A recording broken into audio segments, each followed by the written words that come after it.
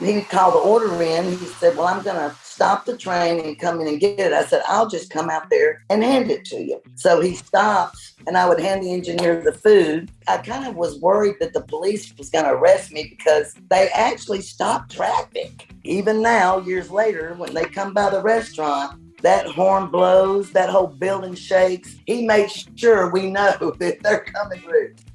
On this episode of Bottled Up, I talk with the owner and heart and soul of the Whistle Stop Cafe in Wiggins, Mississippi, Miss Leisa Culpepper. I've known Miss Leisa most of my life, and I had to get her on the show to talk about how and why she and her beloved and departed husband started the Whistle Stop, where did the name come from, surviving the COVID shutdown, and how their family-style recipe for good food, good business, and good times helped them thrive for 20 years, and is still a culinary destination for travelers and a vibrant treasure of the Wiggins business community. The Whistle Stop is described as comfort food with a twist and specialty burgers in a casual atmosphere with friendly servers who treat you like family. And it's been named the #1 restaurant in Wiggins on TripAdvisor. Trust me, 5 minutes into this show and hearing Miss Leisa's story, passion, and classic Southern charm, you will see why the Whistle Stop's Cafe's food is literally known to stop a moving train and traffic. Welcome to the Bottled Up Podcast, presented by Allen Beverages, your local Pepsi provider on the Mississippi Gulf Coast since 1947. I'm the president of Allen Beverages and your humble host, Andrew Allen. On Bottled Up, I'll be talking to some amazing people from some of my favorite places on the Mississippi Gulf Coast. We'll dive into these incredible places to see what makes them so popular and heck, some even legendary. So let's hear where the beverage business meets local business. Miss Leisa, thank you so much for coming on. You're welcome, hon. Let's talk about how long has the Whistle Stop been a restaurant? July will be 18 years. That is a long time. And I remember the last time I spoke to you, you mentioned to me that, you retired and you decided, this might be a nice little side gig to open up a restaurant. And then it kind of, it took on a life of its own. And so you've been retired for 18 years and you had never worked harder in your life, I imagine. You have to love this business to be in it. That's very true. You have a very loyal customer base up there in Wiggins, don't you? That's the only reason that I was able to come back from COVID. When I had to close. Yes, ma'am. That the local are the only reason that I'm still there. That's a special thing. And it's a special feeling to know that, you have a community that's behind you. Yeah. And a lot of businesses don't really have that because, there's nobody up front that say, Miss Leisa, when they look at that restaurant, they look at you. They know that's you in there. So that's a special kind of thing to have as far as a business is concerned, especially a restaurant for 18 years. Yeah. And I like most people.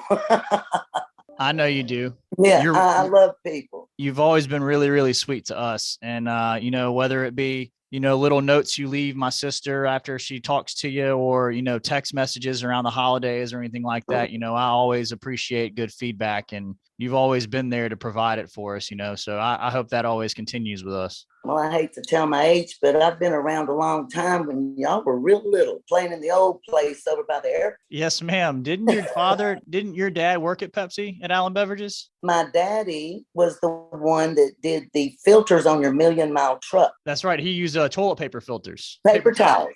Yeah. Paper towel. That's right. Yeah. I've got one on my big truck, my dually.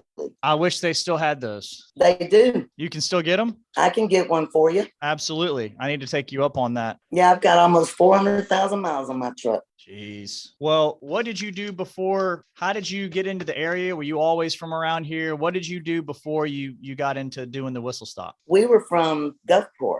My husband grew up in Bellevue, and I was in the Orange Grove area when they called it Orange Grove. Right. Anyway, we married in 1977, and I ended up being in the printing business, which, by the way, statistically, restaurant and printing business is two of the most stressful businesses you can be in. And I ended up in both of them. You have a gluttony for punishment, I suppose. I did the printing for almost 25 years and traveled from Baton Rouge, did all the medical centers on the coast, Garden Park, Gulf Coast Medical Center. I loved it, but I was on the road a lot. I can imagine, especially owning your own business and stuff. So you're the one who's getting up and going to work every day. Yeah. My husband was precious. He passed away suddenly in 2014. We were together 39 years at that point. Mm. And, but we were best friends. So if he got home first, he would cook. If I got home first, I would cook. I had a great partner. Yes, and that's kind of what it takes. You know, I've been married for 10 years. I know that it's not 38 years, but I'm gonna get there one day. But Yeah, you will. you have to have that partnership kind of mindset and fill in where the other person needs help, even if they don't ask. You got to fill in the gaps. Yeah, especially with the children. Absolutely. Absolutely. Well, we're blessed. Yes, you are. And you have your food is very, very delicious. Thank you. I remember the first time I hadn't eaten up there in a while. I remember the first time it been in the last 10 years. I went and I was on a route truck, I believe, and we were in the area of Wiggins. And one of my supervisors who was with me at the time said, "Hey, we need to stop in the Whistle Stop and eat." And we got in there, and let's just say the food was so good that I was moving a lot slower the second half of the day. That's my husband's fault. He said there's one thing that will take place at the Whistle Stop. Nobody's going to leave there hungry. Oh, and I did not. I did not. So where did your recipes come from? Is it like a recipe that you were just cooking at home and you decide, that's a keeper, I'm just going to keep that? Or how did it all work out? Some of them came from my mother when I was growing up. She made the best meatloaf. So we used her meatloaf recipe. And of course, my husband was the one who loved to cook. And so he added a little touch of this and that. And it's actually more tasty, but the original recipe was hers. The red beans and rice is kind of like a joint effort between myself and my husband. I like to use ham hocks in mine. I do too. So, yeah, that's where your flavor comes from. Absolutely. Do you take them out and then dice the meat off the bone and put it back? No, I just leave the whole thing in there. Okay. But no, I don't take the meat off of it. I'll tell you a little secret though. What's that? When you make red beans, make sure you're going to have chili within 72 hours and use the leftover red beans for the chili. Oh, that is a good trick. It is delicious. That's a really good trick, actually. Next time I do that, I'm just going to have to plan that out. Yeah. So as far as I know that your husband and you decided to get into this, kind of give me a little bit of the origin story of where the Whistle Stop came from. How did you decide to call it the Whistle Stop? And just kind of a little bit of a history of behind the restaurant. We had moved to Perkinston in 2002, and we rented, our contractor had a home that we rented while he built our house here. And we had decided years ago that we wanted to be in more of a country setting for retirement. So we went ahead and moved up here. And then in the end of 2003, moved into our home. And I had always been into horses. So that's why we needed land. And my husband contracted, like he would go to Shell Oil. He traveled a lot. Anyway, he got older and he got tired of traveling. Mm-hmm. And he said, we need to do something else. When we moved up here, I had already left the printing business and I got bored. And so I saw the little newspaper up there and I walked in there and asked them if they had a part-time job opening. And they said, sure. So I worked for the Stone County Enterprise part-time, and they would go across the railroad track. There was a little walk-up place. It had a little picnic table, kind of like a Dairy Queen, except you didn't go inside. Right. And it was called the Whistle Stop. So that's how I saw the Whistle Stop. When Don came home, we'd go by there. He'd be home 2 or 3 weeks and eat. Well, one day he had just left. And when I went to work, there was a for sale sign in front of it. I said, that's what we can do. We can have a restaurant. Well, I called him that night and he said, we are going to buy. Are you out of your mind? He said, we've never owned one. I said, Don, it's a business. We'll run it just like we did everything else. He said, okay. I mean, he was just such an easygoing guy. But he said, I want it to be full service. So we went to the bank with a 5-year business plan. They loaned us the money. We did our add-on, made it full service. And in 6 months, he was supposed to work for 3 full years. Within 6 months, he had to leave his job, come help me, and we had to add on the other end of it. it was just unbelievable how quick we got busy. You have a good product, Miss Leisa, and your food is fantastic. The setting is down home. You feel like family when you feel like you're eating on like a sun porch of a relative. Yeah, and people come there to socialize. They see each other there. They don't meet there on purpose. It's just when they get there, they see each other. And it feels like that. Yeah. It has that very homey, welcoming atmosphere, and not to mention the food is outstanding. So and we love the children. I'm sorry to interrupt. We love those kids. Oh, absolutely. If they start acting up and I'll hear a parent, be quiet, I'll go out there and say, look, not here. Let them go. If they get bored, just let them get up and walk around. We're a family restaurant. Don't worry about it. And they just shocked, Yeah, they don't normally expect the owner of the establishment to tell them to let their kids run wild.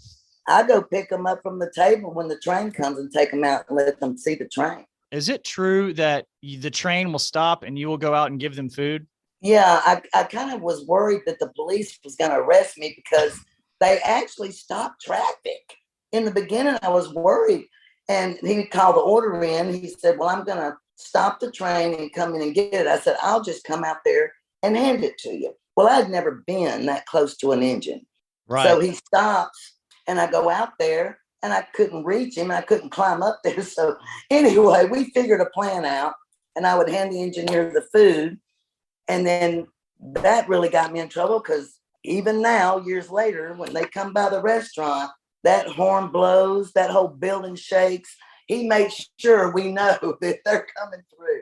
Oh, absolutely. I mean, you're probably 15 feet from the tracks. Not far at all. We're right on them. How many trains come by on a daily basis? We have a morning and an afternoon.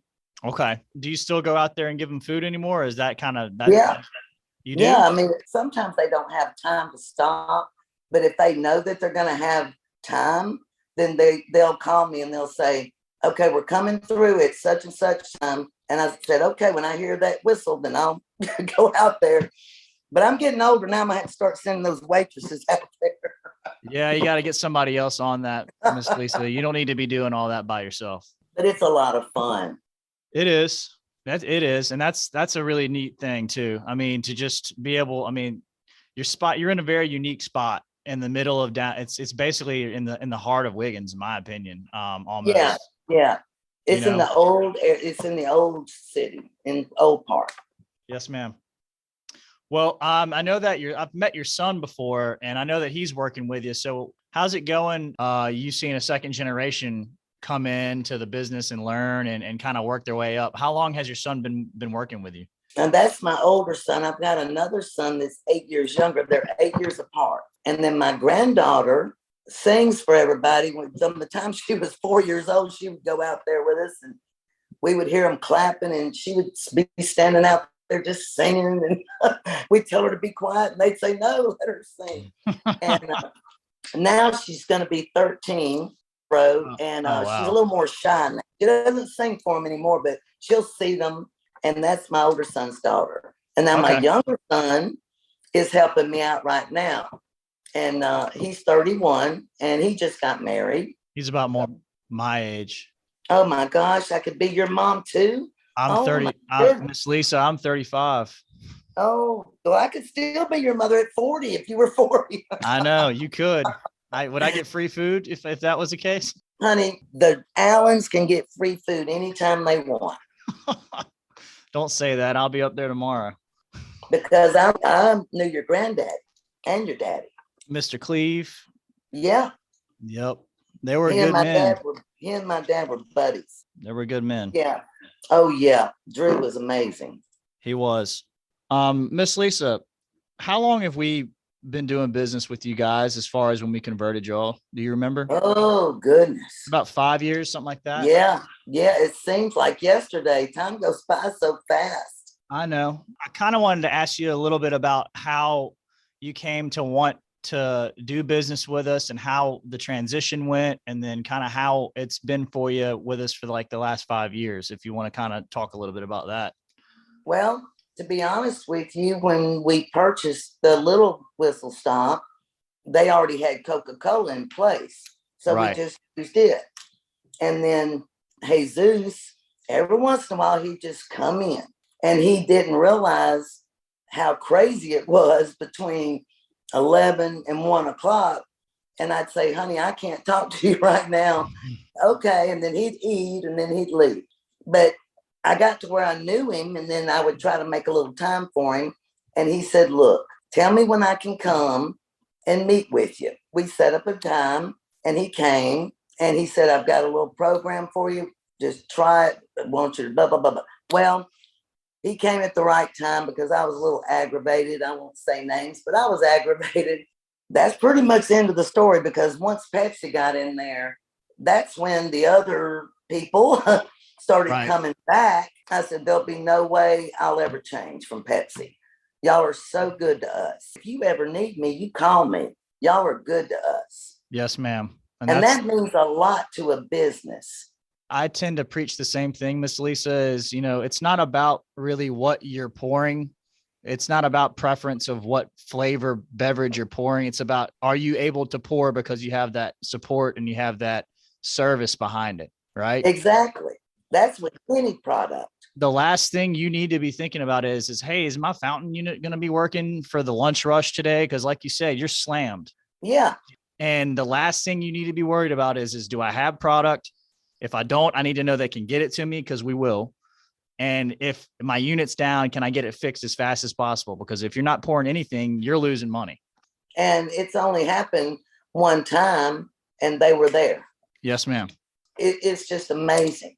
And my deck couldn't look any prettier with the blue umbrellas, with the Pepsi, and you've got the little red in your Pepsi logo. Yes, and ma'am. So our tablecloths out there are the red checkered, so it matches really well. I'm glad to hear it, Miss Leisa. You've been around 18 years. The Whistle Stop's been open, and you're going to be having a 20-year anniversary pretty quick. Well, I was going to retire before then. What are you getting at? I may not make it 2 more. You're sitting at almost 2 decades in a retirement venture that's almost lasted as long as your original job. You know what I mean? Yeah, but this one I have loved. My boys they're on me all the time. Go home. We're here. Or one of them will say, I'm here. Go home. There's not a day that I don't go in there, except, well, Sundays I have to go do orders, but I always go in there at some point. Well, that's you have to be hands-on. It's important. It's important for your business. And I told them, I said, they're not here to see y'all anyway. They're here to see me. That's true. You're right. They're there to talk to you and get to see what's going on in your world. And my older son, he was not a people person. Like his jobs were always in the oil industry. So he worked with men mostly. Got it. So when he first came, I was scared to death. I thought, oh gosh, you just stay in the kitchen and you don't talk to people. I have guys like that who work for me, and they're called warehouse employees. I'm going to tell you something though. Now there's customers that, is Brian here today, that fell in love with him. And it was actually good for him to get into that. Yeah. It kind of changed him a little bit. Well, it opened his eyes that, like, being around people and socializing a little bit, it's good for everybody. I think the last 2 years have kind of proven that point, honestly. Yeah. I'm not going to lie to you. There's some days where you have a customer or two that complain, but I have to say, in almost 18 years, I can count on one hand how many left there unhappy. It had to be maybe 3 to 5.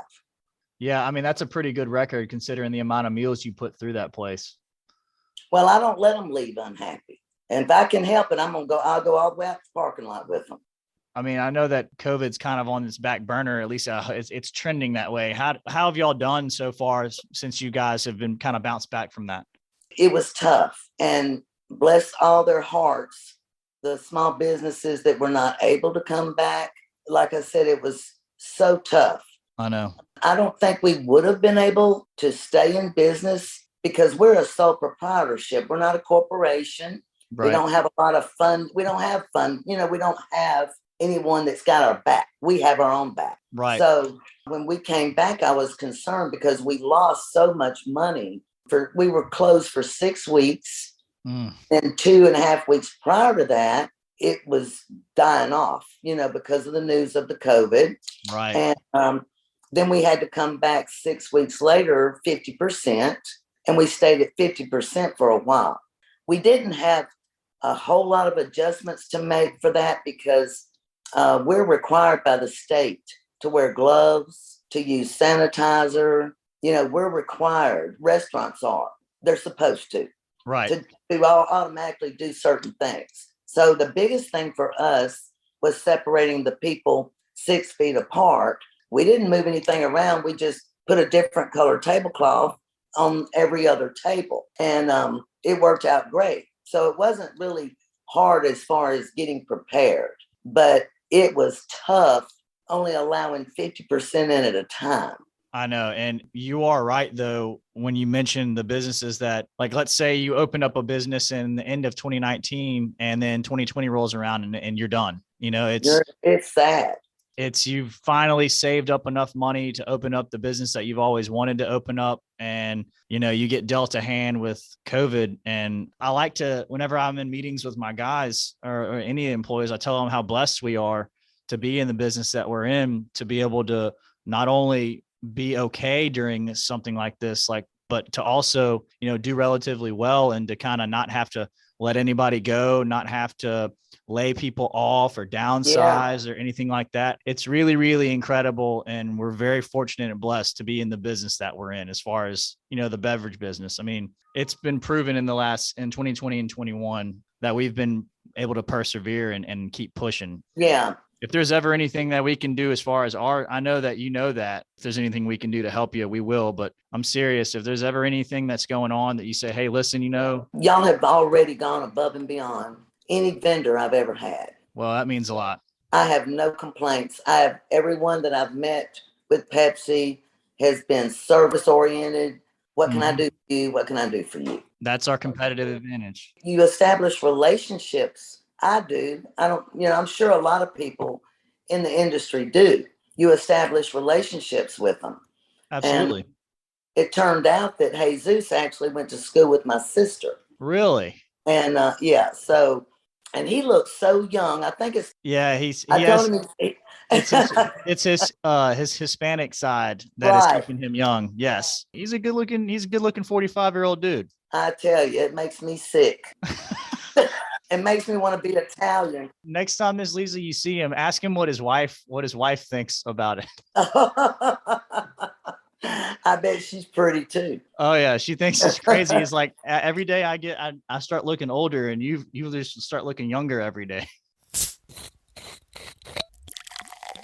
Yeah, I do appreciate the compliments, and we are very service oriented here, and that's our competitive advantage, is you being able to call, talk to somebody who can give you an answer, talk to somebody who can help you, and we get the job done. And that way you can keep moving on and worrying about other things. You can worry about a lot, because I know there's a lot that goes into what you do on a daily basis. Yeah, because like when Grace would call the whistle stop, if I wasn't there, I gave her my cell number a long time ago. Right. I said, just call me. And she does, or I'll call her back and leave it on her voicemail. But we like to talk to each other anyway. She's a hoot. Yeah, my older sister she's very good at her job. And after you do business with each other for a while, it is more about the relationship side of it. Yeah. It's not like you're buying drinks from us. It's like you're buying us, right? Yeah. You're buying the whole thing. It's a transaction taking place, but it's bigger than that with us, in my opinion.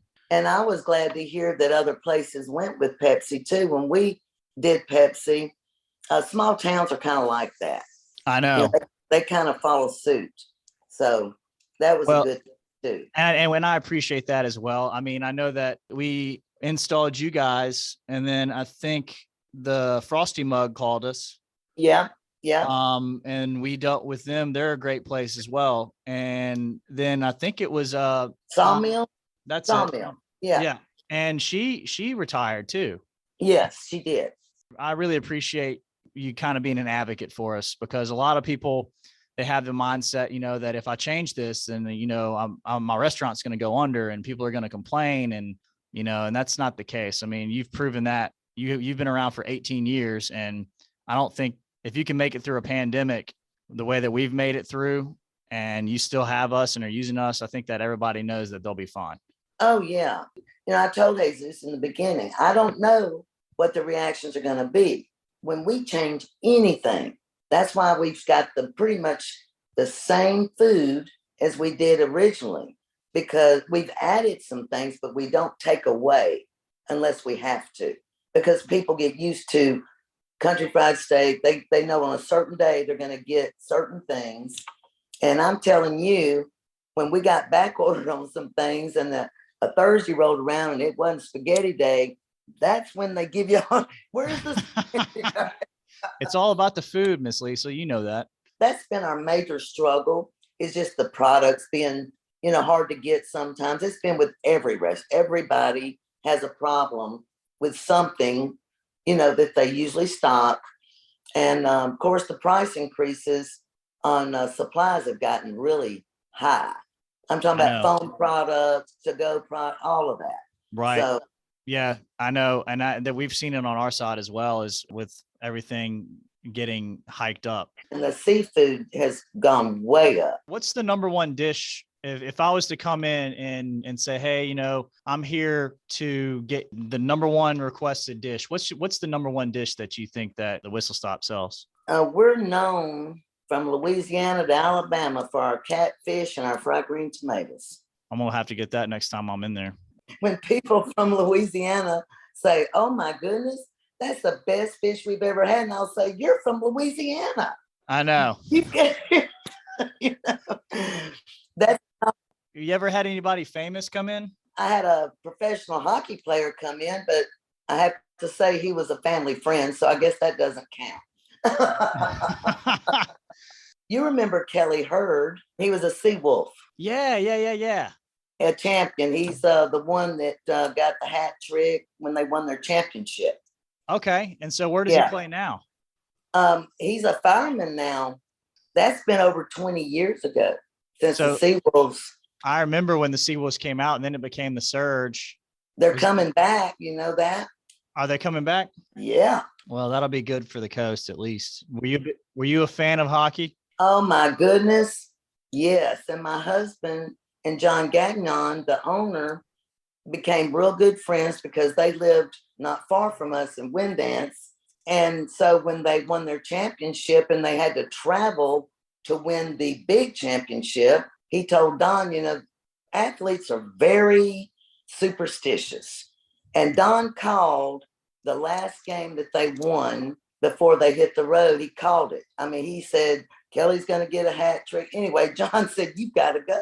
You and Leisa have got to go on the road with us. And Don said, you're crazy, because they were gone over a week. Right. But we did. We went on the big bus.